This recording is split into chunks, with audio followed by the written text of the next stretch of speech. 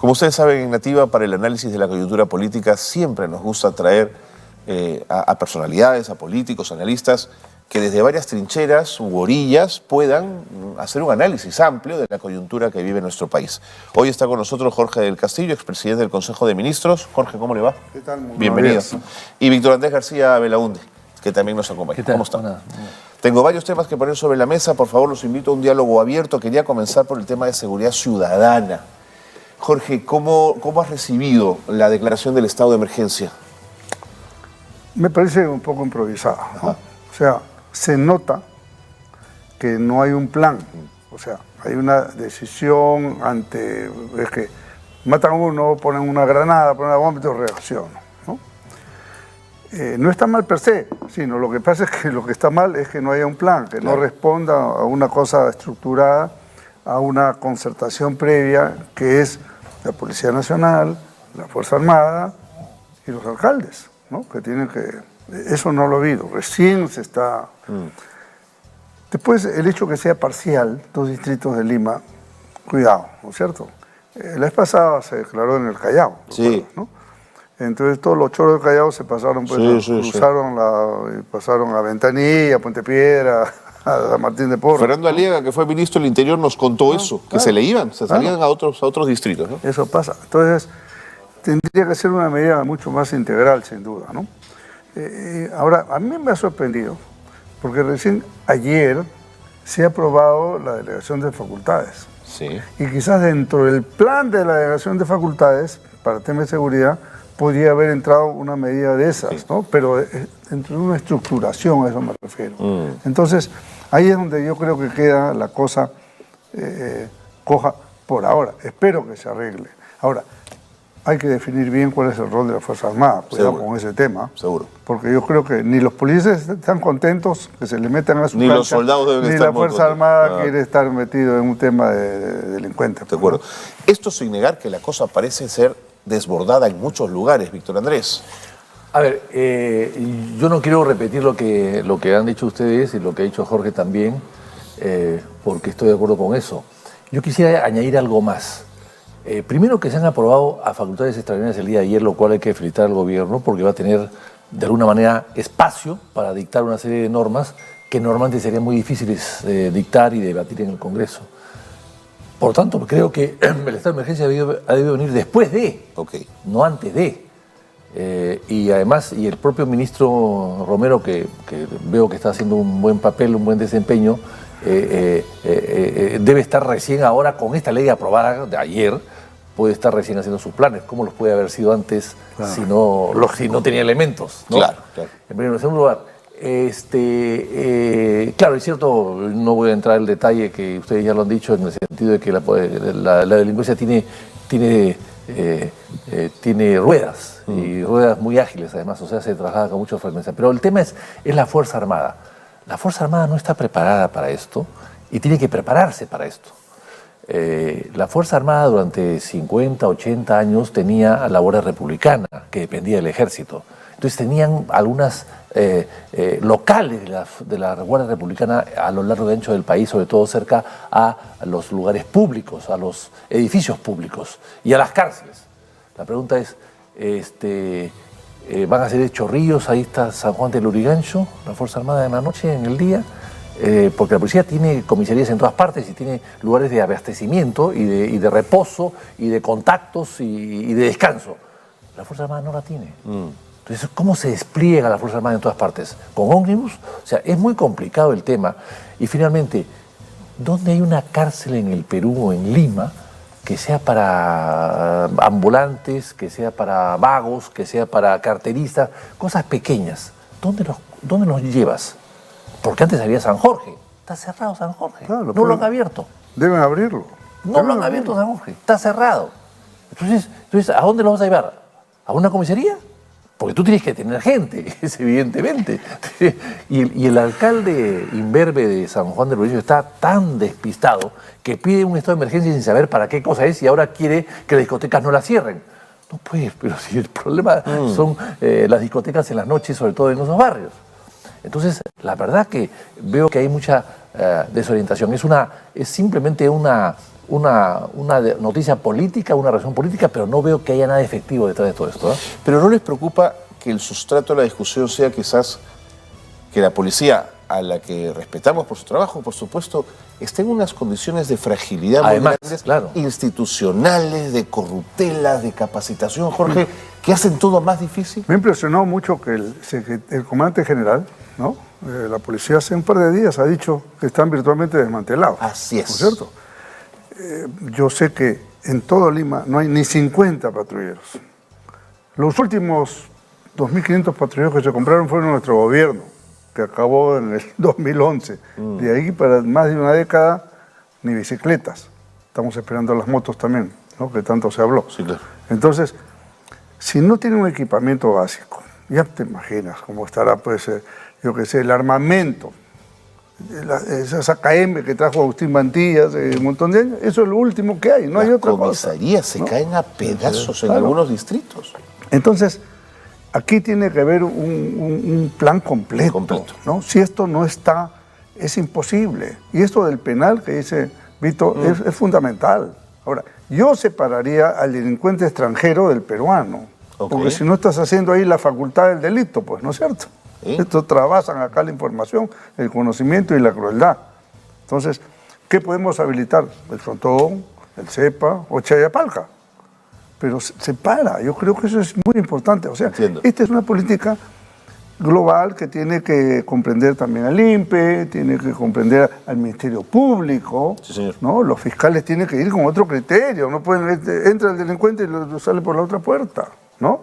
A veces hay fiscales muy recios contra algunos, ¿no? Y con otros son completamente permisivos, ¿no? Entonces, con el argumento de que tiene que ser garantista, ¿garantista quién? Para el choro, ¿ah? Pero no garantista para el ciudadano. Ese es el punto. De acuerdo. Dejamos seguridad ciudadana, Víctor Andrés. El viaje de Dina Boluarte, ¿qué sensación te deja? Bueno, yo siempre he estado en desacuerdo con que ella viaje porque no tiene vicepresidente, se lo hemos dicho acá en una oportunidad también. Se aprobó la ley de momento es constitucional hasta que no se declare lo contrario, y ella ha viajado dentro de esas facultades. Creo que ella está interesada en viajar, no sé si para levantar la imagen de Perú, para conocer países de fuera, ¿no? No lo sé. Pero creo que el viaje ha podido ser planificado mucho mejor, ha pasado desapercibido, no creo que nadie se haya dado cuenta de que en Nueva York estaba la presidenta del Perú allá, no creo que se haya dado cuenta. Y no ha tenido reunirse con el presidente de Paraguay, la verdad que para ella no es necesario irse hasta Nueva York, o el de Finlandia, creo, el ministro de Finlandia, o sea, la verdad que no he visto nada provechoso en su viaje. Y haber mentido, inclusive diciendo que había un encuentro bilateral con el presidente de Estados Unidos y han intercambiado las relaciones bilaterales. Eso nunca había ocurrido, claro. Y que fue una foto en el pasillo. Sí, claro. En el pasillo, o sea, que te tomas con casi un selfie. Entonces, me parece que se han manejado mal las cosas. Ahora, ¿no ha sido perjudicial para el Perú? No creo, pero tampoco ha beneficiado en nada. No creo que pero ella en todo momento se ha encontrado con una comunidad peruana que le ha dicho cosas muy duras en la cara. Algunos rojos peruanos, tampoco no es la comunidad peruana, ¿no? Porque los gritos que daban algunos hasta a favor de Pedro Castillo, no, pues esa no es la comunidad peruana, ¿no? Pero en fin, son gente politizada que ha ido. ¿No te parece que expresa un sentimiento, Jorge? Lo que pasa es que no saben hacer política, porque así como hay comunidades y comunidades, ¿por qué no llevas pues unos partidarios también? ¿No es cierto? Y contrapesas. Además pero no se les ocurre. Además te vas a Pato donde están todos los peruanos, verdaderos peruanos que trabajan, que se esfuerzan. En Patton hay una comunidad... Patterson. Muy grande. Claro, enorme. No necesitaba salir de Manhattan, pues, porque en Manhattan solamente han ido 2 o 3 para meter líos. Pero si tú te vas al seno de los peruanos que están en Patterson, la cosa hubiese cambiado. Sí, es que... Pero al final queda pues la imagen, ¿no? La gente que ve le grita, ¿no? Y que se infiltra. Y no hay inteligencia que pueda prever esas cosas, ¿no? Y eso es un botón de muestra, Carlos. Pero perdón, Jorge, eso le hace mucho daño a la imagen, ¿ah? Pero por supuesto. O sea, esos 2 gritos por eso, han empañado toda la visita, casi. Ya, ese es el video que queda, la imagen que queda. Pero eso pues se previene, se analiza, se contrapesa, ¿no? Pero no se les ocurre. Se toman precauciones. Eso es parte del arte de hacer política, ¿entiendes? Y es lo que esta gente no sabe hacer. Entonces, yo creo, y venía hablando Pito Andrés al ingreso. El otro día estuve con un Percy Medina, tú lo conoces, Sí, sí, ¿no? claro. De idea internacional. Nos encontramos en la Embajada de Chile, tal vez estábamos ahí. Exactamente, sí, lo vi de lejos. Entonces estábamos conversando y él hizo una sugerencia que me parece primera, ¿no? Dijo, ¿por qué los que han sido primeros ministros, parlamentarios de nota, etcétera, por qué no hacemos una reunión para hablar de política y recuperar la imagen positiva que debe tener la política? Porque en este momento la política como tal ha sido degradada. Sin duda. A nivel, pues ya no sé de qué, Sin duda. francamente. Entonces, creo que eso le podría al país marcar una mejor ruta de cómo hacer, para empezar el diálogo. Estamos, Carlos, en una confrontación. Sí, estamos ¿no? atascados, Jorge. Completamente, o sea, es imposible que el Perú levante cabeza si estamos en esta confrontación, discutiendo todos los días si sale esta señora, si se queda el otro, ¿no? Además, en términos completamente desaforados, ¿ah? Por todas partes. Sí, la polarización es muy grande. Sí, no, demasiado.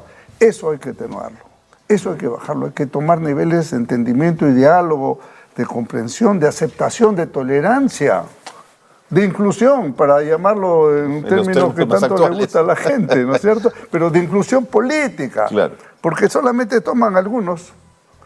Por ejemplo, la señora Boluarte, su gabinete, ¿quiénes son? ¿O han sido gente de Humala o han sido gente de Vizcarra? Y después, la convocatoria a Víctor García Toma es una excepción, que la felicito porque pone un tipo de primer nivel, sin ¿no? duda.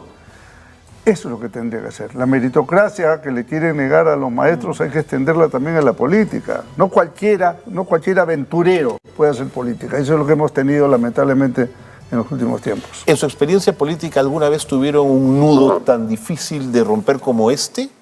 ¿Quiénes eran los interlocutores en ese momento? ¿Quiénes eran los que operaban la política para desatar nudos? Yo quisiera... Por favor, es un diálogo añadir algo abierto. más. El tema de García, por ejemplo, ahora que estoy frente a Jorge Castillo, se me ocurre García, por supuesto, ¿no? Cuando García... Yo creo que a ti se te ocurre García todos los días. No, Es García Belaúnde. pero soy García, pero otro García. Pero yo recuerdo que cuando García fue a la ONU, el 85, en septiembre creo que fue a la ONU, que además fue una elección clara, por supuesto, él la ganó, pero siempre pues creó pues una confrontación como era lógico, ¿no? Él llamó a todas las fuerzas políticas para que lo acompañen a la ONU. Esta señora no ha hecho eso. Y García llamó a una serie de parlamentarios de diferentes tiendas políticas para que lo acompañen. Se fue Osterling, fue fulano, fue Ulloa, fue una serie de gente que estuvieron ahí aplaudiendo el discurso de García. Entonces la pregunta es, ¿por qué esta señora no ha hecho lo mismo? Con mayor razón, con mayor necesidad. Llamar pues de las 12 bancadas a uno de cada bancada y llevarlos al viaje. Lógico. Y el que lo acompañe, pues. Víctor, le sugerimos, y tú también, hace ya bastantes meses, que con este pleito, estamos hablando de diciembre, enero, convocar a un grupo múltiple. Belaúnde lo hizo en su tiempo, me parece, ¿no? Sí. Que convoca haces una especie de plenipotenciario, que vayan a los países vecinos a explicar la situación del Perú, pero no, pues, seguramente el embajador, si es diligente, lo hará, pero no es lo mismo. Claro, que una diplomacia parlamentaria, por ejemplo. Claro. Yo tengo que recordar una cosa. Cuando vino el tema del pacto de caballeros con Fujimori el año 91, Fujimori convocó a parlamentarios de diferentes partidos para ir a visitar a los países garantes del protocolo de Río de Janeiro. Claro, sí. Estados Unidos, Brasil, Argentina y Chile. ¿A quién convocó? Armando Villanueva, Moreira Loredo, Manuel Moreira Loredo, Mome Seminario, ¿ya? Guerra García, Beatriz Merino. Vallerriestro. No, se unió después, creo. Sí, sí, pero creo que fue en otro momento. Barrera Bazán. Bueno, estaba yo y uno o dos personas más. Entonces, entre Mome, Moreira, Villanueva, Ulloa, esos cuatro, y Beatriz Merino, ya eran 5 o 4 personas de mucho peso que visitaban periódicos, al New York Times o a La Nación en Argentina o el Mercurio en Chile, y eran de mucho peso que visitaban a los directores y explicaban el problema. Bueno, eso lo hizo Fujimori, el año 91, finales del 91. Oye, acuérdate cuando fuimos a Buenos Aires, tú y yo y un par de amigos más, que por el tema del Bicentenario, pero nos jalaban toda la prensa, nos recibieron en el Senado, hablamos con la delegación, porque el político sabe hacer eso, ¿no? Para eso uno se ha preparado y además te conocen. Por ejemplo, él es muy conocido en la Argentina, Víctor Andrés, ¿no? Tiene muchos amigos. Entonces, el presidente de la República hasta parlamentarios. Entonces, igual, en Chile tenemos amigos, en México tenemos amigos, pero de eso no se utilizó. Y acá se ha cometido, digamos, esta omisión porque siempre estar en el núcleo cerrado, cuando realmente este gobierno hubiera ganado mucho si desde el saque hubiera hecho una convocatoria de amplia base. Por supuesto. Pues, ¿no? Estaba ahí García Toma, que es una buena persona, es un hombre brillante, inteligente, acaba de llegar y que no habla inglés. Entonces, se acaba de llegar no habla inglés, o sea, no puede ayudarla a la presidenta de la República, evidentemente. Hay un grupo antes, previo, y una delegación multipartidaria, parlamentaria. Quiero llevarnos al terreno del Congreso y a la Junta Nacional de Justicia. Se habla que si el Congreso vuela las cabezas de la Junta Nacional de Justicia, estamos sin duda ante una situación de ruptura constitucional. ¿Coinciden en ese análisis o marcarían distancia con esa tesis? A ver, Vito. A ver, yo estoy sorprendido porque veo que la democracia peruana se sostiene en los brazos de Aldo Vázquez. La verdad, no sabía que la democracia cristiana, que la democracia peruana es tan débil, tan frágil, que si se va Aldo Vázquez y los miembros de la Junta, se destruye la democracia en el Perú. Y la doctora Tumián. Es decir, se destruye, ya no hay democracia en el Perú. Se atentó contra una democracia que ha costado tantos años sostenerla en el Perú. Qué vanidad, ¿no? ¿O qué necedad? Pero cuando se aplica un juicio sumario contra una institución independiente, ¿no pensarías que hay una agresión? Pero perdón, no, está en la Constitución. El 157 no tiene desarrollo constitucional. Bueno, pero perdón, hay cosas que no tienen desarrollo constitucional y se aplican igual. La incapacidad moral del presidente. Se le ha instituido a Vizcarra y aquí no pasó nada. A Castillo. O a Castillo. ¿A los dos? A los dos. Y bueno, y el señor PPK renunció antes. Entonces, ¿cuál es el problema? O sea, se estudia... Además, hay un lindo discurso que hay que leer y releer constantemente de 1832, Francisco de Paula González Vigil, cuando acusa al mariscal Gamarra, presidente de la República. Y él dice, este Congreso es soberano, tiene libertad e independencia, este Congreso puede destituir a presidentes, puede imponer leyes a los presidentes que tienen que cumplirlas, puede poner leyes y remover a ministros de Estado, a jueces. O sea, hace una larga lista de todo lo que puede ser el presidente, todo lo que puede ser el Congreso, y al final acaba. Por eso dice, este es el primer poder del Estado. Claro, el APRA 100 años después dijo que el primer poder del Estado, ellos adujeron que habían descubierto que el primer poder del Estado era ellos, pero fue 100 años después.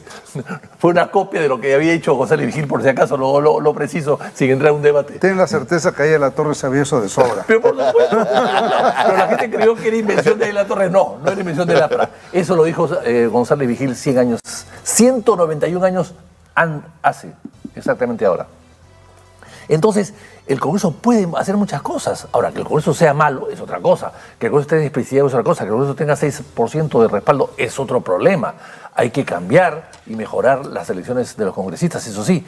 Pero nadie puede decir que eso no está previsto en la Constitución. Y además, dice una cosa exacta, y lo voy a, para terminar, que los miembros de la Junta tienen que tener menos o más de 45 y menos de 75. Punto. Menos y más, punto. Si pasas a 75, te vas pues a tu casa. Y hay que recordar lo siguiente. En la constituyente que presidió don Víctor Raúl y que cogobernó o tuvo mayoría con el PPC, cuando aprueba la Constitución del 79, hay una cláusula adicional que dice, restitúyase a la Corte Suprema a los magistrados cesados por el velasquismo del año 69. O sea, 10 años después, la constituyente restituye a los vocales supremos cesados por Velasco, que eran 12 personas, el año 69 en diciembre. Pues bien, el año 80, que se pone en vigencia la Constitución, los vocales van a regresar. ¿Quiénes regresan? ¿Los 12? No, solamente 2 regresan, porque tenían menos de 70 años. El resto, que había pasado los 70 años, nunca regresó. Bueno, pues, ahí está. Jorge, ¿tú piensas lo mismo? Parecido, ¿no? En primer lugar, que el Congreso tiene la facultad, la tiene. Más allá de sus integrantes, o como queramos, la tiene, sin duda. Pero esto no es un... Acá hay una adjetivación equivocada, ¿ya? Proceso sumario. ¿Por qué sumario? Yo creo que una institución tan seria no puede ser objeto de algo sumario, ¿no es cierto? Se tiene que hacer una investigación convencional que se tiene que convertir, si es que encuentra elementos, en una acusación constitucional, que también tiene un procedimiento, no es que mañana se reúnen y lo votan, no es así. Y como consecuencia de eso se va al voto, y requiere 2/3 de votación. Si es que no es tan fácil, ¿no? Se ha creado un pánico, van a votar a los 7. Yo no creo que eso suceda, por factor votos. Ya alguna gente se ha expresado inclusive tomando distancia de esa posibilidad. Pero eso no quiere decir que si no hay elementos concretos no se puedan tomar decisiones. Se hizo con el Consejo Nacional de la Magistratura, lo sacamos con una ley. En 10 días. Claro, ¿no? En 10 días. Pero porque había hecho flagrante. Pero no, en 10 días y no todos tenían audios, ¿eh? Se sacó los 7 y había audios de 2. Sí, lo que pasa es pero que... el Consejo estaba podrido, Víctor. Bueno, está bien. Yo estoy diciendo que con 2 audios de 2 personas se tiraron a 7 y todos aplaudieron. Bueno, el asunto es que lo que hay que, y ese es uno de los temas que pienso yo, ha polarizado demasiado a la gente. Porque los argumentos de defensa a veces son agravios contra el otro grupo, uno contra el otro. ¿No es cierto? Fulano es tal, eres terrorista, el otro eres un miserable, ladrones, bandas. Entonces, creo que el tema de la edad es indiscutible. La Constitución, en efecto, dice textualmente, vamos a leer para que no haya ni dudas ni murmuraciones. Para ser miembro de la Junta Nacional de Justicia se requiere ser mayor de 45 años y menor de 75. No es para ingresar a la Junta, sino para ser miembro de la Junta. Yo no sé quién ha sacado esa otra interpretación. Bueno, la propia Junta la ha sacado esa otra interpretación equivocada en mi juicio. Segundo lugar, yo creo que no podemos estar peleando, por ejemplo, por un puesto. Si yo estuviera en los zapatos de la doctora Tello, quien conozco y respeto, porque la conozco bien, es una persona honorabilísima, eso no está en discusión. Ni tampoco tengo impugnaciones en lo personal contra pero ha dejado de ser honorable cuando ella quiere quedarse sabiendo que no puede. Yo no haría esa calificación, bueno, ¿cierto? Ha dejado de ser honorable, ¿no? Bueno, ese es un punto de vista tuyo, yo la respeto como tal, pero digo, doctora, dé un paso al costado. No puede convertirse en un factor de discordia en un tema que ¿para qué? Porque quedarse hasta tener 80 años no tiene sentido. En el Poder Judicial, el día que cumple años, al día siguiente se va. Cumple 70 años, al día siguiente hasta luego. ¿Cómo es en la Fuerza Armada? Igual, cumple sus años y se va. Es verdad. En la diplomacia igual. ¿Cómo es en las universidades y colegios? Cumplen una edad los profesores y tienen que irse. Entonces, eso existe en el país, no es un invento. Y esta no es una isla que tiene que interpretarse de acuerdo al mejor saber entender de ellos. Yo creo que esa es una cosa con el aprecio que me merecen varias personas de la Junta, a quien conozco y considero, pero creo que no pueden aferrarse a una situación, ¿no? Y defenderse de la manera, algunos hasta con excesos verbales, que también los han sufrido, ¿no? Por supuesto, pero yo diría, en aras de la unidad que el Perú necesita hoy para salir adelante. Carlos, ¿cómo salimos de la inseguridad? Sin planes, ya hemos hablado de eso. ¿Cómo salimos de esta especie de recesión económica si no hay un consenso mínimo para avanzar? ¿Cómo salimos de la crisis alimenticia que se nos viene con el tema agrario, que ya lo anunció el presidente del Banco Central, si es que no construimos consensos inteligentes? ¿No? Clarísimo. Yo creo que eso es lo que hay que hacer, pero estamos más preocupados en discutir si fulano le dijo cuántos años tienes.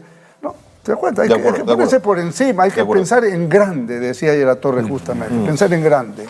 Cierro el tema de la Bueno, Junta. está muy fracturado la sociedad también, Sí. ¿no? Está muy fracturada la sociedad. Quería cerrar el tema de la Junta con el planteamiento de algunos que sostienen que la cooptación por parte del Congreso de la Junta podría devenir en la captura de la OMPE y la RENIEC para un proceso electoral que podría devenir en fraudulento. ¿Les hace sentido esa posibilidad? O No, yo no? creo que es una exageración. Es una exageración. Yo creo que es una exageración, porque además, Sí. se van de los 7, 2 o 1, no sé.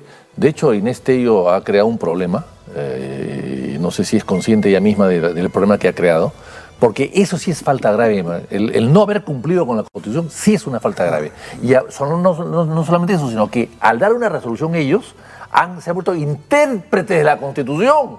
Y la Junta Nacional de Justicia no puede ser intérprete de la Constitución. Y menos hacerle caso a Servir, que es una institución que no está ni siquiera registrada en la Constitución. Es una oficina administrativa. Yo creo que es muy malo. Entonces yo creo que hay que hacer algo allí para desechar esas ideas que existen, que son absurdas, y además todos tienen suplentes. Entonces se van unos y vienen otros. Inclusive dicen que el que viene es Caviar, el que reemplazaría a Inés Tello.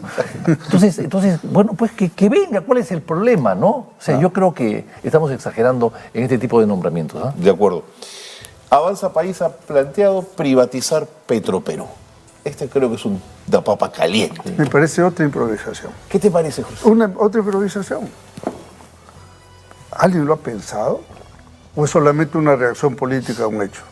Petroperú no es la empresa más eficiente, de paso, por Sin supuesto, duda. ¿no? Es un desastre, por diversos temas, desde la refinería de Talara, ¿no? O sea, hay un conjunto de malas decisiones.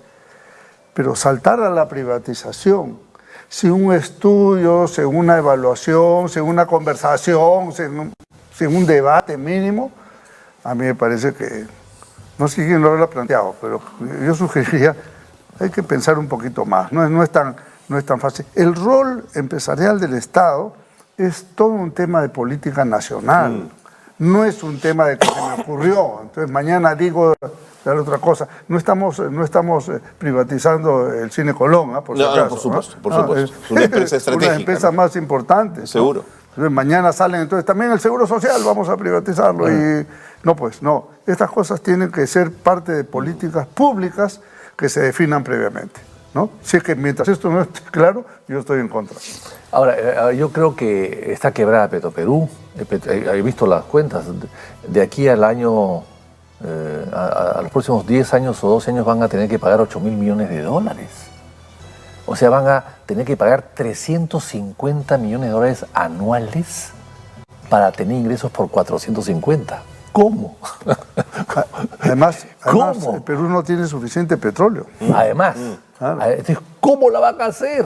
Han gastado, para ampliar su refinería 40%, han gastado casi $8.000 millones. Esa es una deuda o sea, esa deuda quiebra cualquier empresa peruana o extranjera. Mira, Es Vito, insostenible. En Chile Es insostenible. hay una empresa petrolera y Chile no tiene petróleo. El poco petróleo que tiene el Perú tiene menos, Y le va mejor. pero tiene una empresa próspera. Bueno, Sí, José Gestión. sí, pero ¿Estatal también? ¿Ah? ¿Es Estatal, estatal? sí, sí, sí. Ahora, lo que hay que hacer acá es lo siguiente, a mi modo de ver. Yo creo que se puede hacer una norma para que se venda en bolsa el 51% de la empresa, no el 100%, para que tenga el control un privado, pero con socio del Estado, por supuesto, que no maneja, el privado que maneja y el Estado que participa en las utilidades. Yo creo que eso se puede hacer. Esa es una opción. La otra opción es que se haga lo que se hace en algunas empresas grandes, por ejemplo, Cementos Lima, qué sé yo, en el sentido de que contratan una empresa administradora, una gerencia, pagan el 10% o el 5% de sus ingresos a una gerencia que asume la gerencia con todo tipo de responsabilidades y que da cuenta al accionista, al dueño que está afuera. Eso también se puede hacer.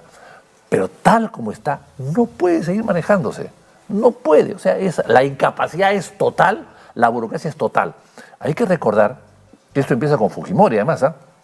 Porque Fujimori vendió la primera refinería que tenía Petroperú, que era la de La Pampilla.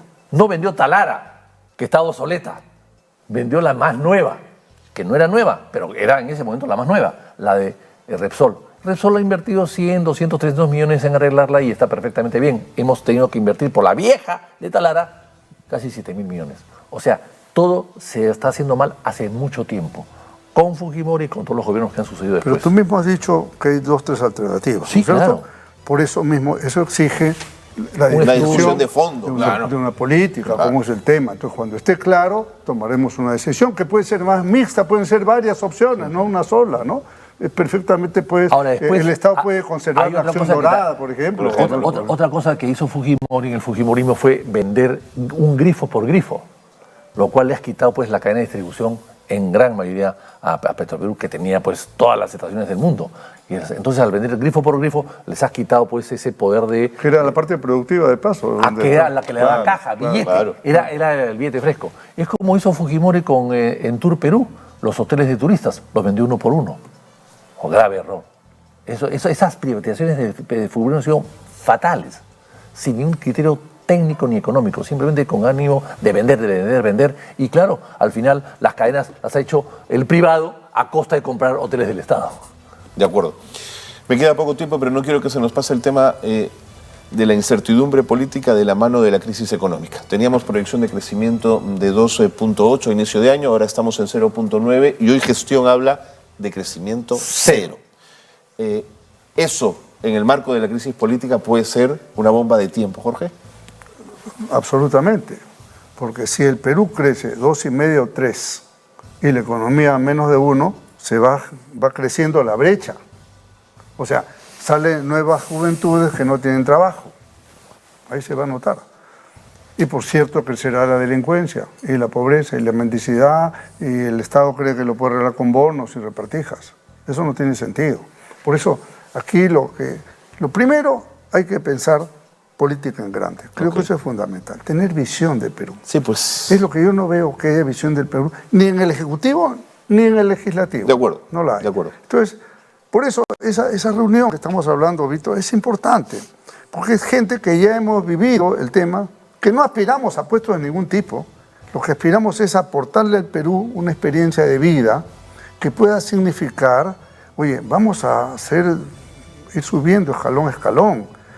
Si esto se lograra, tú creas un basamento de confianza, que es fundamental para que camine la economía. Sin duda. La inversión privada, mira, que se ha caído por tema de confianza. Por tema de confianza, por tema de incertidumbre. ¿Cuándo son las elecciones? ¿Quién va a ser el ministro? Cambiamos esto, cambiamos lo otro. ¿Por qué estamos en inseguridad como estamos? Porque han habido 7 ministros del Interior y no sé cuántos comandantes generales de policía en 2 años. Entonces, en la economía es similar, es igual. Y si a esto le agregamos el factor agrícola, que se viene mal, entonces esto requiere un concurso de unidad nacional, vamos a llamarlo de alguna manera así, ¿no? Ojalá se le prendieran las luces a quien se le tiene que prender para que haga una convocatoria más amplia. Y eso no es convertirse en que tales personas son colaboracionistas del gobierno, no. Es una debilidad, Tenemos que es una fortaleza, ¿no es cierto? Tenemos que ser colaboracionistas del Perú. El Perú tiene que estar por encima de los intereses personales, mezquinos a veces, de otro orden, de grupo. Creo que si pensamos en alto, en grande, en el futuro, podemos nosotros empezar a superar una crisis. Si no, esto va a ir, entonces siguen peleando, arranchándose las cosas, una pelea de pulpos permanente en la cual no llegamos a nada. No queremos volver a otro gobierno de Pedro Castillo, por favor. Queremos superar las cosas. Pero hay unos que no la ven, pero solamente están dale y no hacen otra cosa. Para cerrar, Víctor. Yo creo que el ministro de Economía es uno de los factores de inestabilidad también en el Perú. Muy malo. No sé de dónde salió. Claro, parece que trabajaba en uno de los escritorios del ministerio, ¿no? De los tantos escritorios que hay ahí. Creo que eso es fatal. Ahora, hay que recordar también que el Perú crece cuando crecen afuera los otros países. El Perú no crece cuando no crecen afuera los países. China crecía 15%, 14%, el Perú crecía 7, 8%. Ahora China crece 3 o 4, el Perú va a crecer 0 o 1. O sea, hay una relación siempre, ¿no? Del contexto exterior con el contexto interior. Lo que pasa es que este gobierno no se ha dado cuenta que hay que hacer algún tipo de cambios para soportar ese tipo de embate o de crisis internacional. La crisis hoy día es internacional.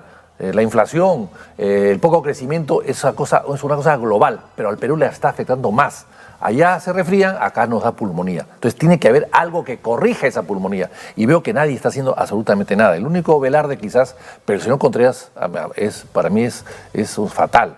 y hay que hacer un tipo de incentivos a la inversión, incentivos al empleo, incentivos al desarrollo industrial.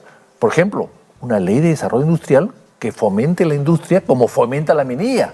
No existe. Y, por ejemplo, ¿qué medidas se va a tomar del Estado para contrarrestar lo que se viene en el tema agrario? Estoy muy preocupado por eso. También. ¿Ya? Esto es urgentísimo. A eso iba. Claro. O sea, tiene que haber un incentivo al agro y a la industria. Las facilidades que se le da,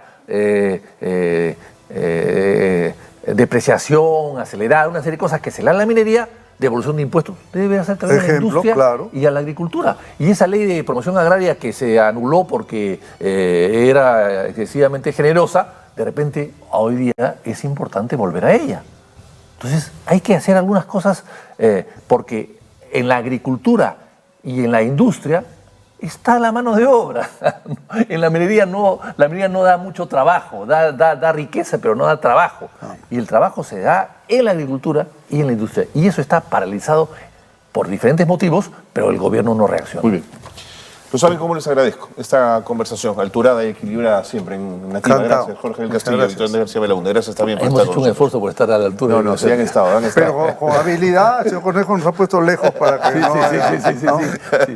A la misma distancia que está Putin con sus interlocutores en el Kremlin, ¿no?